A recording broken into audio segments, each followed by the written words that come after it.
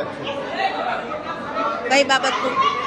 જે નંદીબાગ સોસાયટીમાં બાંધકામ જે કરવામાં એમાં આપણે કલેક્ટરે પણ જવાબ આપી દીધો છે. મર્યાદામાં બૂમ રાખો, આક્રમક વિરોધ કરવામાં આવ્યો. કાંઈ વાંધો નહીં. સરકારમાં આપણે બધી પ્રોસેસ ચાલુ કરી દીધી છે, બરાબર. અને કલેક્ટર સાહેબે પણ સરસ જવાબ આપી દીધો છે.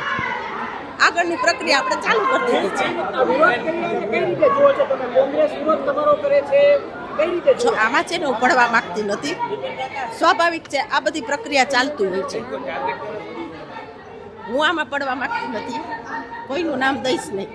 બેન બધી માહિતીની જે કાંઈ હોય એ પ્રક્રિયા મેં ચાલુ કરી દીધી છે. બેન તમે એમ કહેતા હતા જમીન બાપ દાદાની મિલકત છે, પરંતુ શ્રી સરકાર થયેલી જમીન છે એવું સામે આવ્યું. કાંઈ વાંધો નહીં.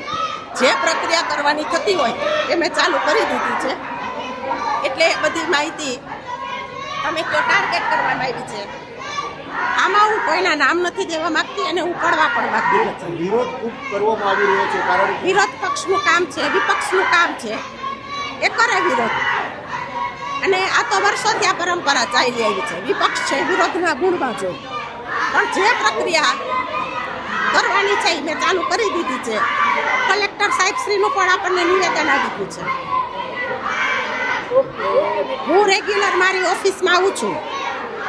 મને પ્રજાલક્ષી કામ માટે જ્યારે મારી નિમણૂક કરવામાં આવી છે તો આપણે કરીએ છીએ કામ અને પ્રજાના પ્રશ્નોને સાંભળીએ છીએ. ઘણાના આ પ્રશ્નો આપણે સોલ્વ પણ કરેલા છે, પણ ષડયંત્ર હોય કે જે કાંઈ હોય હું આમાં પડવા માંગતી નથી. બરોબર? કેમ પડવામાં ન આવે? દાદાનું બુલડોઝર નાના માણસો માટે જ છે, શું આ સત્તાધીશો માટે નથી?